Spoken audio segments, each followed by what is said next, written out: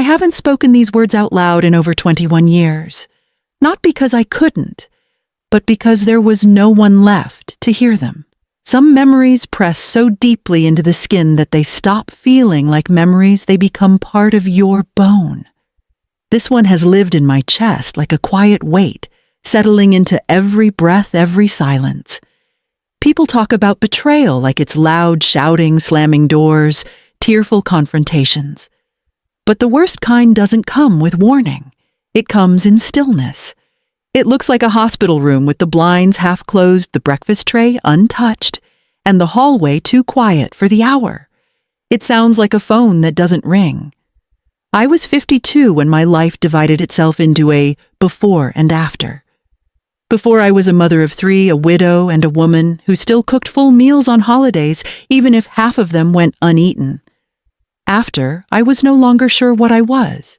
That day, I sat in a hospital gown, my hands folded neatly in my lap, waiting for a daughter who never came. Her name was Coraline, though everyone called her Cora, my firstborn, the one who used to fall asleep curled against my hip while I folded laundry. I had raised her through grief and thin years, through a marriage that ended in a gravesite too early.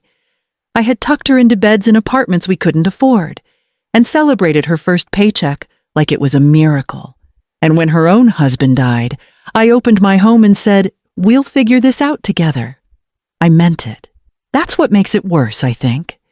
Not that she left, but that I didn't see it coming. No one wants to believe that the people they raised could one day decide you are too much, too old, too inconvenient. I waited, still believing in her, long after the nurses stopped asking if someone was coming.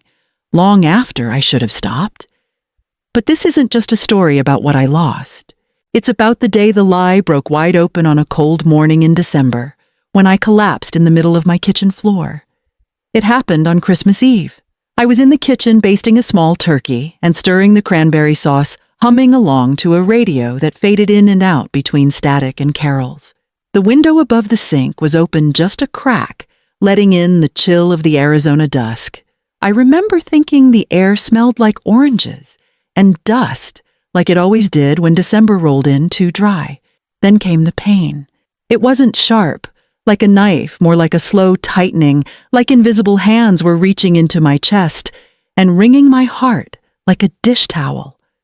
I reached for the counter but missed. The floor was cold against my cheek.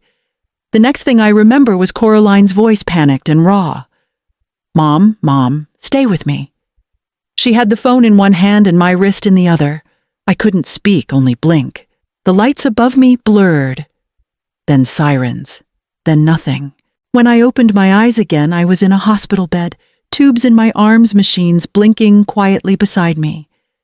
The lights were softer, and the air smelled like bleach, and something else, something floral. Cora was there seated in a stiff chair beside my bed, her eyes swollen from crying, holding my hand like it was something fragile. The doctor said it was a heart attack, a serious one. Said I was lucky to be alive, and that if I'd arrived 10 minutes later, I wouldn't have made it. Cora nodded solemnly. I could tell she'd already heard the whole thing. The next day, Reed arrived from Denver, then Jules from Calgary. I hadn't seen the 3 of them together in the same room for years. They brought flowers, chocolates, old family jokes. Reed told stories about his kids. Jules made me laugh so hard I nearly pulled a stitch. Cora hovered near the nurses' station, asking questions, managing details, doing what she always did, taking charge. For a while, it felt like the past had returned softer and kinder than I remembered. There was warmth, attention, even affection. At night, they whispered when they thought I was asleep. I heard my name. I heard the word house. I closed my eyes tighter. Back then, I wanted to believe they were just worried about my recovery. But now I know better. That was the week they started planning my goodbye. Years before the heart attack, I signed the house over to my children. Just in case, I said at the time the same way people say just in case before boarding a plane or going into surgery. It was meant to be precaution, not surrender. The deed was split evenly among the 3. Cora insisted on fairness. I remember standing at the kitchen counter with the notary hands still damp from washing dishes signing my name, with a ballpoint pen that barely worked. I didn't think of it as giving anything up. It was still my home. After the heart attack, Cora moved through the hospital like she owned the place. She knew the nurses by name, carried a clipboard, and nodded through every doctor's update like a second opinion lived inside her head. She started adjusting my medication schedule herself, tapping on her phone and handing me pills with water before I even asked. Nurse Patrice didn't like it, I could tell. She was a kind woman, maybe in her late 50s, with a no-nonsense voice that softened when she spoke to me. Once, while she changed the IV, she glanced toward the hallway where my children stood talking. "They sure are organized," she murmured. I smiled. At the time, I took it as a compliment, but there was something off in the way they spoke when they thought I was asleep. I'd hear phrases like, "Once she's out," or "We need to move quickly." My name came up, often followed by long silences. One afternoon, Cora sat beside my bed with a folder in her lap. She asked if I remembered where my will was, said it would be helpful to review it just to be safe. I told her it hadn't changed. Everything went to the three of them as always. She gave me a smile I couldn't quite read and patted my arm like I was a tired child. It wasn't until I woke up early one morning and caught Patrice staring at me, not in pity, but with a kind of warning in her eyes, that I started to wonder. That was 2 days before I put on my best dress and waited by the window expecting to go home. That Friday morning I woke before dawn and dressed slowly, carefully, like I was getting ready for church. I chose the blue dress with the pearl buttons, my favorite, the one I wore to Cora's wedding. It still fit, just a little looser at the waist. I brushed my hair, added a touch of lipstick, and placed my small bag by the door with the medications the doctor had explained in patient tones the night before. Everything was in order. Patrice smiled when she walked in and saw me sitting on the edge of the bed, upright, ready. "You look lovely, Miss Calderon," she said gently. "Discharge time is around 8, but it can run late." I nodded. I didn't mind waiting. My children were coming to take me home. By 9, I was still waiting. I told myself they were stuck in traffic. By 10, I told myself someone had simply forgotten to call the nurse's station. By 11, my hands began to tremble. I asked Patrice if she could call the house, the one on Willow Lane. I recited the number from memory. She hesitated, but then dialed and handed me the phone. A woman answered.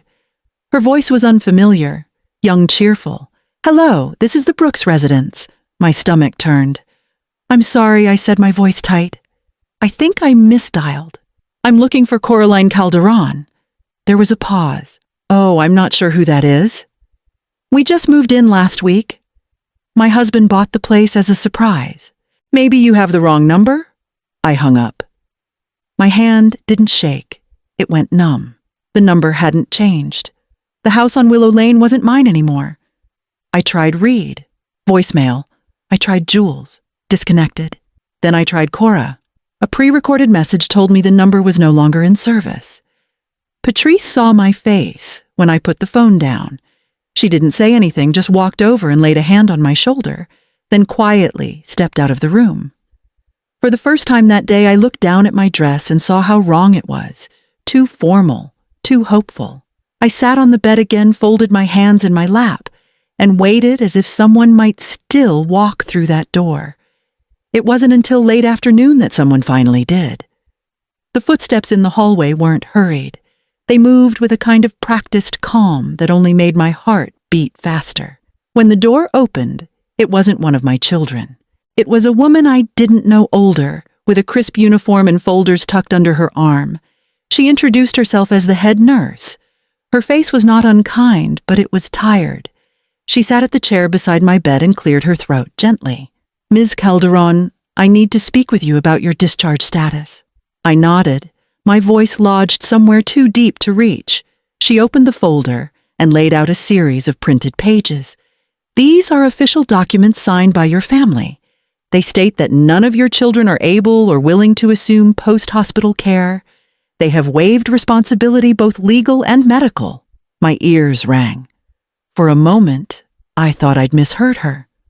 Or maybe she'd mistaken me for someone else. I looked at the signature line at the familiar loops and strokes of my children's names in blue ink. My hand went to my throat. I couldn't speak. "They left these forms with administration late last night," she added. "They made it clear they would not be returning." I didn't cry at first. I just stared at the papers, trying to connect the people I raised to the names scrawled across the bottom of those pages. Then it came. A low sound that grew into something I couldn't control. I wept like I hadn't since the night my husband died, when I held his hand until it went cold. The room was quiet, except for my breathing, and the hum of machines no longer needed. Patrice walked in quietly, holding a cup of coffee. She sat down next to me and didn't ask anything. She just handed me the cup and rested her hand on my back. "I've seen this too many times," she said softly. "More than I care to count." I nodded, unable to look up. But somewhere deep inside, I felt something shift, something small but solid. It was the beginning of something I didn't yet understand. That night, after the hallway lights dimmed, I opened the drawer beside my bed and found an old memory tucked between my socks. The letter had been in my underwear drawer for years, tucked between an old scarf and a few folded slips I never wore anymore. It was from Lucia, my younger sister, the only one I had left. The envelope was yellowing around the edges, creased from time, and the weight of everything I'd tried to forget. She'd sent it 5 or 6 years earlier, after a birthday I never replied to. The handwriting was round, a little crooked, still full of light.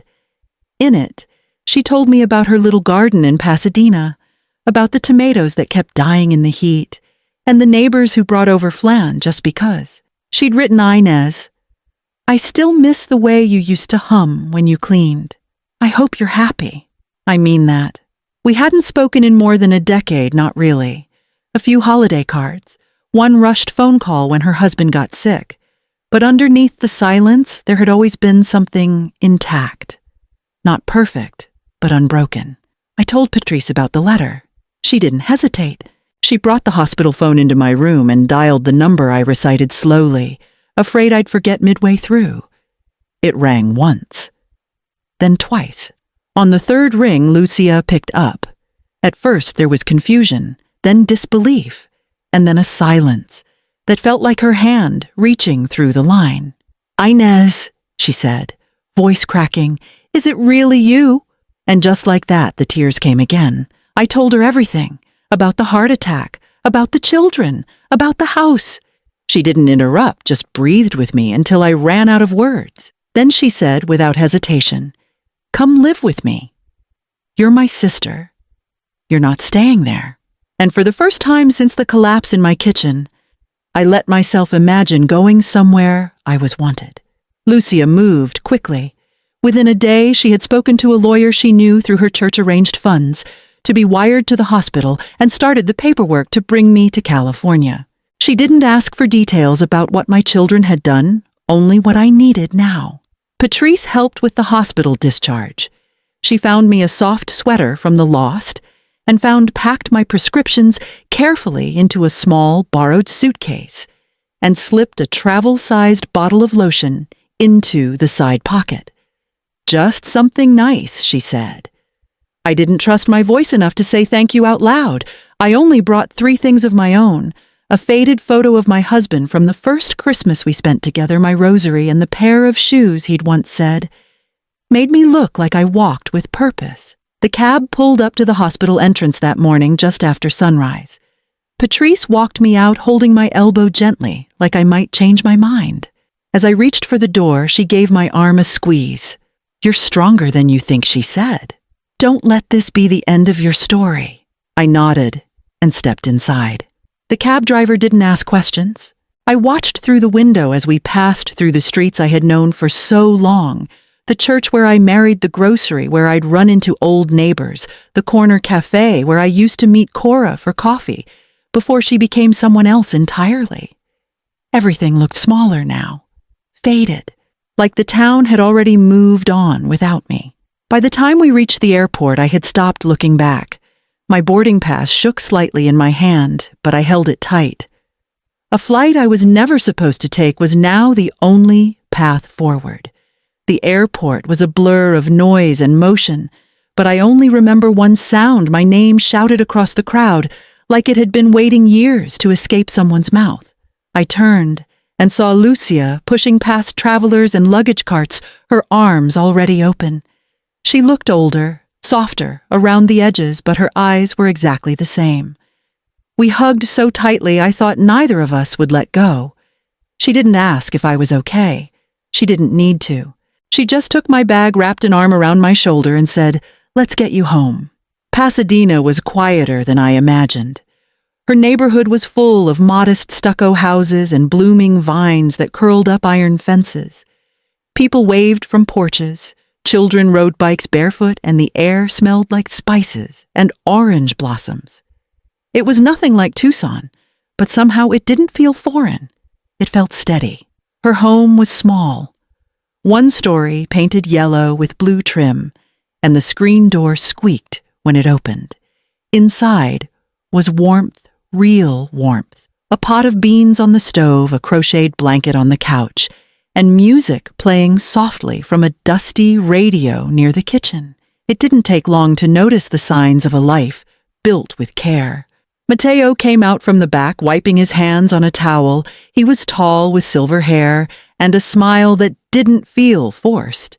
"You're Inez," he said, reaching out to take my hand in both of his. "She's been talking about you for years." He didn't say welcome like it was a formality. He said it like he meant it. That night, they made me tea and insisted I sleep in their bedroom while they took the pullout. I protested, of course, but Lucia just shook her head. "You need rest. We'll have time to argue later." I lay down in a bed that wasn't mine under a roof I didn't build, and for the first time in a long while, I didn't feel like I was intruding. In the morning, I woke to the smell of tortillas and laughter drifting in from the kitchen. Lucia took me to her church that first weekend. It was a small chapel tucked behind a laundromat filled with folding chairs and warm voices. No one asked where I came from. They simply handed me a cup of coffee and asked if I liked tamales. That was all it took. By the next week, I was signed up for English classes at the community center. Lucia said it would help me feel more at home. I was nervous, embarrassed even, but the instructor was kind and patient. We started with simple greetings, and every time I got one right, the room seemed a little less foreign. Soon I began spending mornings on the porch, waving to neighbors watching the rhythm of the street. That's how I met Esperanza, the young mother next door. One day, she asked if I could watch her 2 toddlers for an hour. That hour became 2, then 4, then a part-time routine. The children started calling me Abuela Inez. At first it startled me, then it soothed something I didn't know was still raw.